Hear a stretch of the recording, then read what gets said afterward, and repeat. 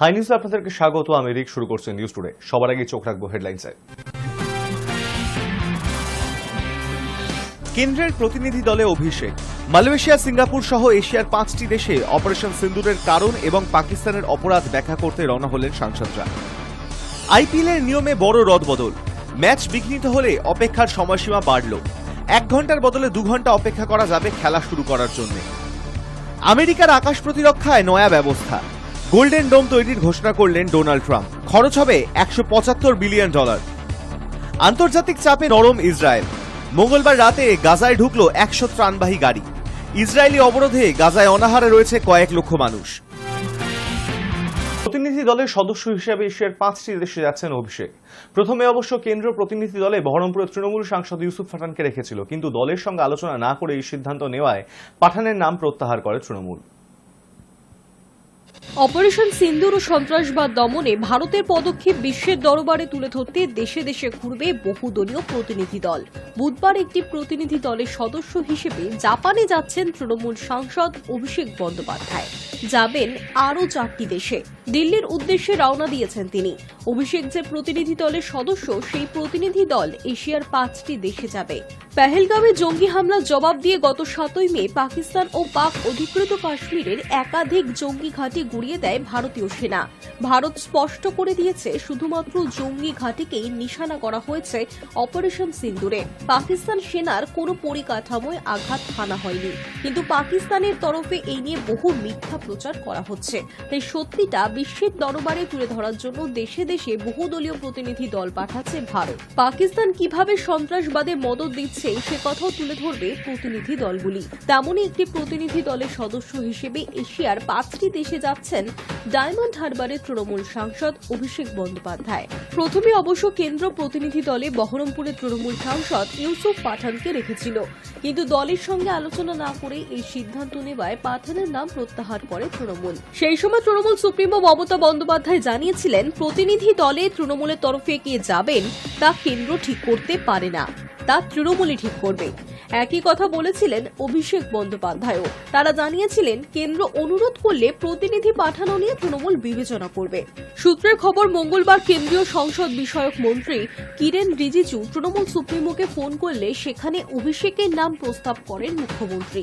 তারপর একটি প্রতিনিধি দলের সদস্য হিসেবে অভিষেকের নাম অন্তর্ভুক্ত করা হয়। মঙ্গলবার প্রতিনিধি দলের সঙ্গে বৈঠক করেন বিদেশ সচিব বিক্রম মিস্ত্রি।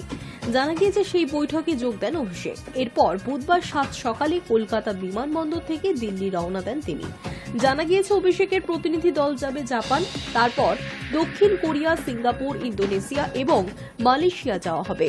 এই 5 দেশ ঘুরে অপারেশন সিন্দুর ও সন্ত্রাসবাদ দমনে ভারতের পদক্ষেপের কথা তুলে ধরবেন অভিষেকরা। High news. সিঙ্গাপুর কিংবা হংকংয়ের মতো না হলেও ভারতেও করোনা সংক্রমণ বৃদ্ধি বিশেষজ্ঞদের চিন্তা বাড়াচ্ছেই। দক্ষিণের রাজ্যগুলিতে এপ্রিলের পর থেকেই বাড়তে শুরু করেছে করোনা সংক্রমণ। মুম্বাইতে 2 জন করোনা রোগীর মৃত্যুও হয়েছে। তবে কেন্দ্রীয় স্বাস্থ্য মন্ত্রক অবশ্য এই নিয়ে এখনো কোনো উদ্বেগ প্রকাশ করতে চাইছে না। বিশেষজ্ঞরা বলছেন, সংক্রমণ যদি বাড়ে তবে আবার মাস্ক পরা বা হাত ধোয়ার মতন প্রোটোকল মানতে হবে সবাইকে। এশিয়ার কিছু দেশে ফের বাড়তে শুরু করেছে করোনা সংক্রমণ। সিঙ্গাপুর, হংকং, চীন এবং থাইল্যান্ডে কোভিডের নতুন কেস সামনে আসছে। সিঙ্গাপুরে এই সংক্রমণ বৃদ্ধির পেছনে JN.1 নামের একটি নতুন ভ্যারিয়েন্টকে দায়ী করা হচ্ছে। এই খবর পাওয়ার পর ভারতের বিভিন্ন রাজ্যেও করোনা নিয়ে সতর্কতা জারি হয়েছে। ভারতের কেন্দ্রীয় স্বাস্থ্য মন্ত্রকের তথ্য অনুযায়ী দেশে বর্তমানে 257 জন সক্রিয় করোনা আক্রান্ত আছেন। গত 12ই মে থেকে এখনো পর্যন্ত 164টি নতুন করোনা কেস পাওয়া গেছে। যেসব রাজ্যে সংক্রমণ বেশি দেখা যাচ্ছে তার বেশিরভাগই দক্ষিণে।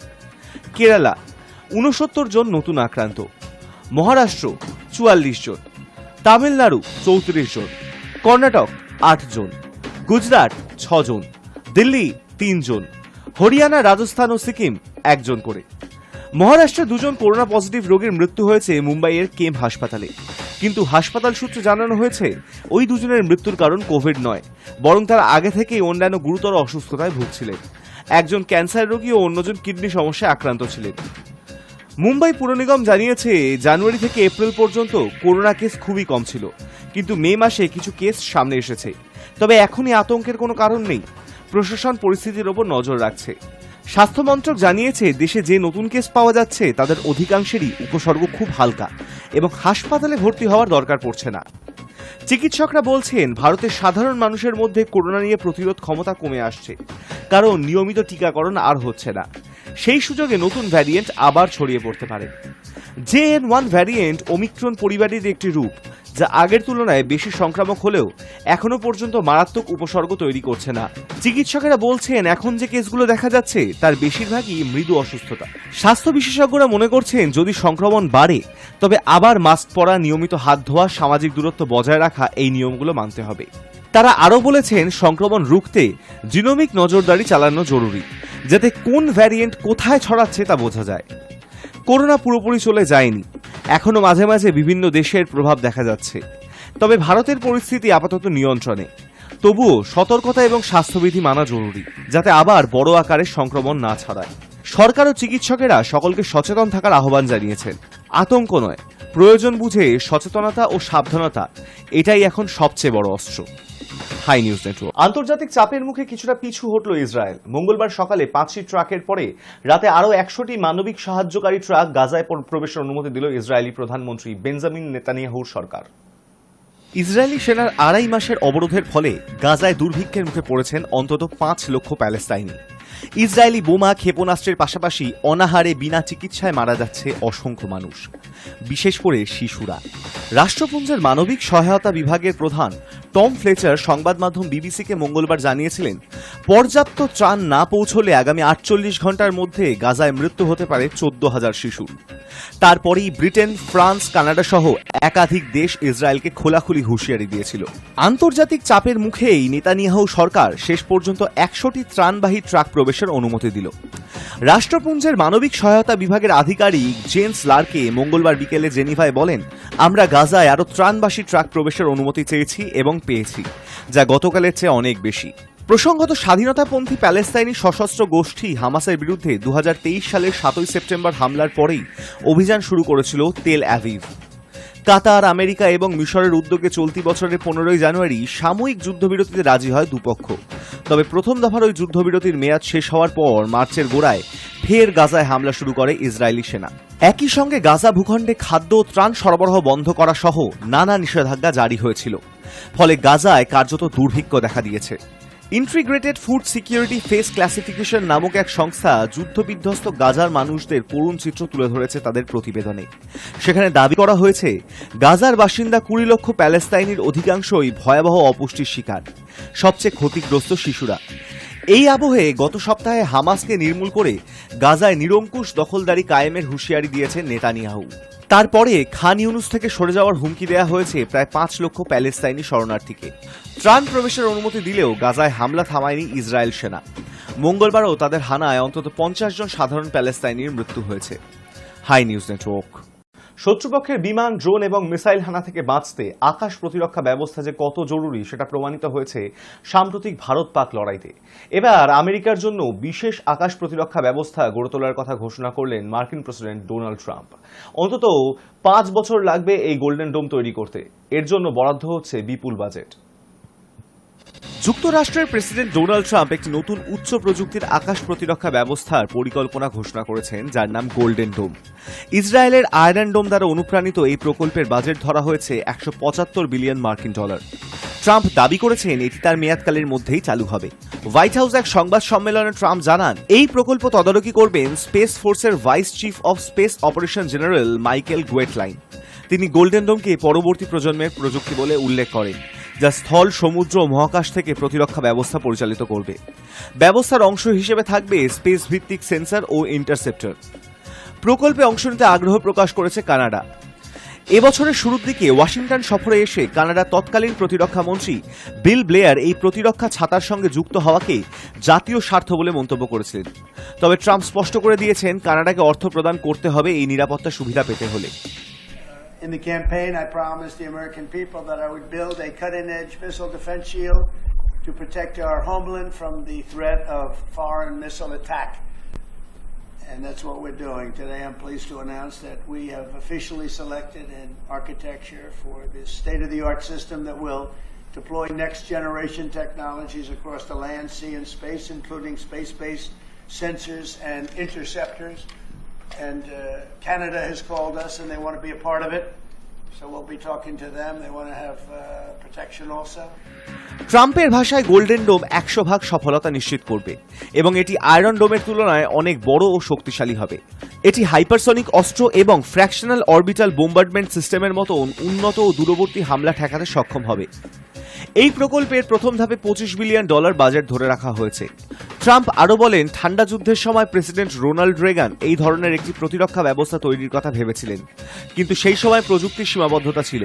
এখন যুক্তরাষ্ট্রের কাছে প্রয়োজনীয় প্রযুক্তি আছে এবং বিশ্ব এখন অনেক বেশি বিপজ্জনক, তাই এই ধরনের প্রতিরক্ষা ব্যবস্থা অত্যন্ত জরুরি। একসময় ভারতে গাইতে এসে নাম হয়েছিল তার, কিন্তু নিজের দেশে ফিরে একের পর এক কার্যকলাপে জড়িয়ে পড়েন বিতর্কে। এবার ধর্ষণের অভিযোগে গ্রেপ্তার গায়ক মইনুল আহসান নোবেল। ধর্ষণের অভিযোগে গ্রেফতার গায়ক মইনুল আহসান নোবেল। আবারও বিতর্কে বাংলাদেশি গায়ক। অপহরণ ও যৌন হেনস্থার অভিযোগ উঠছে তার বিরুদ্ধে। এক কলেজ পড়ুয়া মহিলাকে টানা 7 মাস নিজের বাড়িতে আটকে রেখে ধর্ষণ ও নির্যাতনের অভিযোগের আঙুল তার দিকে। সোমবার বাংলাদেশের এমার্জেন্সি হেল্প নম্বরে ফোন পেয়ে ওই মহিলাকে উদ্ধার করে পুলিশ। ইতিমধ্যেই নোবেলকে গ্রেফতার করেছে বাংলাদেশের ডোমরা থানার পুলিশ। শুরু হয়েছে তদন্ত। জানা যাচ্ছে, এক কলেজ ছাত্রীকে বেশ কয়েক মাস আগে বিয়ের প্রস্তাব দেন গায়ক। শুধু তাই নয়, তাকে দেখা করার জন্য ডেকে পাঠান। অভিযোগের পর থেকেই নাকি নিজের বাড়িতে তাকে আটকে রেখে নির্যাতন চালিয়ে গিয়েছিলেন নোবেল। শুধু তাই নয়, সেই সমস্ত ছবি এবং ভিডিও ফোনবন্দি করে লাগাতার ভয় দেখিয়ে গিয়েছেন বলেও তার বিরুদ্ধে অভিযোগ। ব্যক্তি জীবন থেকে কর্মজীবন, নিজের কাজের জন্যই বারবার সমালোচনার কেন্দ্রবিন্দুতে এসেছেন গায়ক নোবেল। এবারও তার ব্যতিক্রম হলো না। বিতর্ক যেন পিছু ছাড়ছে না তার। উল্লেখ্য, 8 মাস আগেই নেশামুক্তি কেন্দ্র থেকে বাড়ি ফিরেছেন গায়ক। অতীতে রবীন্দ্রনাথকে নিয়ে কুমন্তব্য করায় বিতর্কে জড়িয়েছিলেন। ভারতে গাইতে আসা এই গায়ক নিজের বিভিন্ন ভুল কাজ নিয়ে তিনি অনুতপ্ত এমন দাবি করে থাকলেও তার আচরণ ও কার্যকলাপে তা এতটুকু প্রকাশ পায়নি। তার সমালোচনায় মুখর হয়েছিলেন গায়িকা ইমন চক্রবর্তী। নোবেলের এই মন্তব্যের জেরে তাকে রীতিমতো চাপকাতে চেয়েছিলেন গায়িকা ইমন। এবার শেষ পর্যন্ত নিজের কার্যকলাপের জন্য গ্রেফতার হলেন তিনি। High news network. আইপিএল 2025 নিয়ে বড় সিদ্ধান্ত নিল বিসিসিআই। বাড়ানো হলো আইপিএল এর অতিরিক্ত অপেক্ষার সময়। এখন থেকে আইপিএল এর সব ম্যাচেই অতিরিক্ত অপেক্ষার বাড়তি সময় আরও 1 ঘন্টা বাড়ানো হয়েছে। ভারতীয় ক্রিকেট বোর্ড আইপিএল এর ম্যাচ শুরুতে বিলম্ব হলে বরাদ্দ অতিরিক্ত অপেক্ষার সময় 1 ঘন্টা থেকে বাড়িয়ে 2 ঘন্টা করেছে। মঙ্গলবার থেকে এই নিয়ম কার্যকর হচ্ছে এবং এটি সব আইপিএল ম্যাচেই প্রযোজ্য হবে। আগে শুধুমাত্র প্লে অফ ম্যাচে 120 মিনিট সময় বরাদ্দ থাকত, আর লিগ ম্যাচে ছিল মাত্র 60 মিনিট। বিসিসিআই ফ্র্যাঞ্চাইজিগুলোর কাছে পাঠানো এক বিজ্ঞপ্তিতে বলেছে, এর আগে ম্যাচ প্লেইং কন্ডিশন অনুসারে লিগ ম্যাচগুলোর ক্ষেত্রে খেলা শুরুতে দেরি হলে সর্বোচ্চ 60 মিনিট অতিরিক্ত সময় বরাদ্দ থাকত। তবে প্লে অফ ম্যাচে এই সময়সীমা ছিল 120 মিনিট। বর্তমানে আবহাওয়া পরিস্থিতি ও পরিবর্তিত সূচির প্রেক্ষিতে আইপিএল গভর্নিং কাউন্সিল সিদ্ধান্ত নিয়েছে 20 মে 2025 থেকে কার্যকরভাবে সব আইপিএল ম্যাচেই ম্যাচ শুরু করার জন্য 120 মিনিট অতিরিক্ত সময় বরাদ্দ থাকবে। বিজ্ঞপ্তিতে আরও বলা হয়েছে, আপনারা অবগত আছেন যে আইপিএল একটি সংক্ষিপ্ত বিরতির পর আবার শুরু হয়েছে। এই বিরতির কারণে আইপিএল এর সমাপ্তি এখন নির্ধারিত হয়েছে 3রা জুন 2025-এ। আগাম বর্ষা শুরু এবং দীর্ঘায়িত আইপিএল মরশুমের ফলে বেশ কিছু ম্যাচ বৃষ্টির কারণে প্রভাবিত হওয়ার ঝুঁকিতে রয়েছে। সেই কারণেই ম্যাচ প্লেইং কন্ডিশনের নিয়মে পরিবর্তন আনা হয়েছে। বিসিসিআই স্পষ্ট করেছে যে তদনুসারে আইপিএল 2025 মরশুমের জন্য শুধুমাত্র ক্লজ 13.7.3 সংশোধন করা হয়েছে। মঙ্গলবার ভারতীয় ক্রিকেট নিয়ন্ত্রণ বোর্ড আনুষ্ঠানিকভাবে ঘোষণা করেছে আইপিএল 2025 মরশুমের বহুল প্রতীক্ষিত প্লে অফ পর্বের সময়সূচি ও ভেন্যু। ঘোষণায় জানানো হয়েছে, ইডেনের পরিবর্তে আইকনিক আহমেদাবাদের নরেন্দ্র মোদী স্টেডিয়ামে 3রা জুন অনুষ্ঠিত হবে আইপিএল 2025-এর grand final. Hi news network.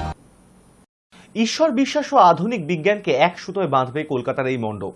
দুর্গাপুজোর শিল্পেও এবার ঢুকে পড়ল এআই। অনেকের মুখে শোনা যায়, যারা বিজ্ঞানে বিশ্বাসী তারা কখনো ঈশ্বরে বিশ্বাস করতে পারে না। আবার ঈশ্বর বিশ্বাসী যারা বা আস্তিক যারা, তারা ঈশ্বরের আধ্যাত্মিকতাকে বেশি গুরুত্ব দেন। এবার দুর্গাপূজায় আগমন হতে চলেছে এআই এর। চ্যাটজিপিটির ব্যবহারে এখন সবকিছুই বেশি সহজলভ্য হয়ে গিয়েছে। জটিল কোনো সমস্যার নিমেষে মিলছে সমাধান। আপাত দৃষ্টিতে প্রযুক্তির এই আধুনিকতা উপভোগ্যই বটে, কিন্তু আড়ালে আবডালে কি এই প্রযুক্তি মানব সমাজকে পঙ্গু করে তোলার জন্য যথেষ্ট হয়ে উঠবে না?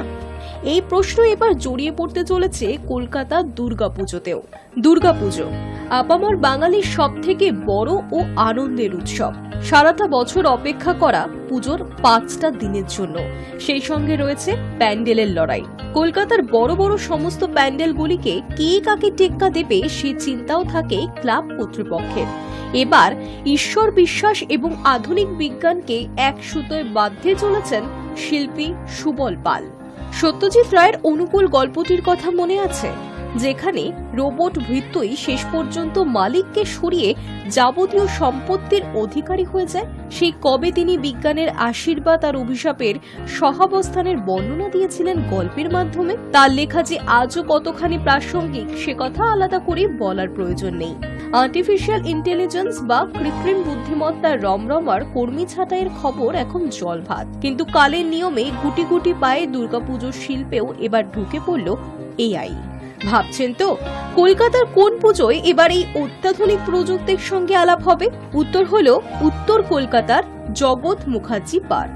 কখনো বনগা লোকাল তো কখনো কলকাতার মেট্রোর থিমে সেজে উঠেছে কলকাতার দুর্গাপুজোর মানচিত্রে উল্লেখযোগ্য জায়গা করে নিয়েছে এই জগৎ মুখার্জি পার্ক।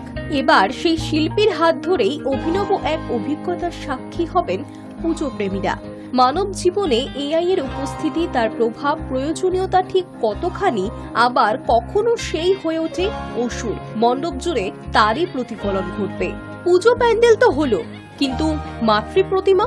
বর্তমান সময়ে আধুনিক চিন্তা ভাবনার জেরে মায়ের মুখের অবয়ব এতটাই আর্টিফিশিয়াল গড়ে তোলা হচ্ছে যা কোথাও বাঙালির ঐতিহ্য নষ্টই বলা যায়। যদিও শিল্পীর কথায় ঈশ্বরের প্রতি ভক্তি এবং বিশ্বাসে দর্শনার্থীদের যাতে আঘাত না লাগে সে কথা মাথায় রেখেই দুর্গা প্রতিমা গড়ে তুলবেন শিল্পী। সব মিলিয়ে শিল্পীর অভিনব সৃজনে বাংলা দুর্গাপুজো ফের বিস্মিত করবে গোটা বিশ্বকে। তোমরা সবাই হয়তো দেখেছো সত্যজিৎ রায় একটা ছোট গল্প অনুকূল, হ্যাঁ সেই তখন লিখে গেছেন, মানে উনি কি ছিলেন তার থেকে বোঝা যায় আমাদের। সেই সময় লিখে গেছেন যে এআই কি হতে পারে, মানে উনি একটা রোবটের গল্প বলেছিলেন। তা ওর থেকেই আমরা কিন্তু তখন থেকেই ওটা দেখার পর থেকে একটু মনে হয়েছিল যে এটা নিয়ে কাজ করা, এবং আমরা 200 বছর এগিয়ে একটা কাজ করছি এই বছরের কাজটা। এবং দর্শকদের বলবো যারা এখানে আসবেন তারা অনেক বছর এগিয়ে এখানে চলে এসছেন, এই ফিল্ডটা নিয়েই যাবে। এবং অভিশাপ না আশীর্বাদ এটা আপনাদের সকলের ওপরে ছাড়া থাকবে, কারণ আপনি ওই জায়গাতে ওই ফিলটা পাবেন। প্রতিমাটা আমি এখনই বলছি না, সেটা দেখতে পাবে তোমরা ক্রমশ, এবং তার লড়াইটা কার সঙ্গে সেটাও দেখতে পারবে, যে অসুরটা আজকে কারা, কাদেরকে আমরা অসুর রূপী ভাবছি, মানে ধরে নাও 200 বছর এগিয়ে কাদেরকে ভাবছি। High news network news today এখন এই পর্যন্তই। দেখতে থাকুন হাই নিউজ, নির্ভীক নিরপেক্ষ।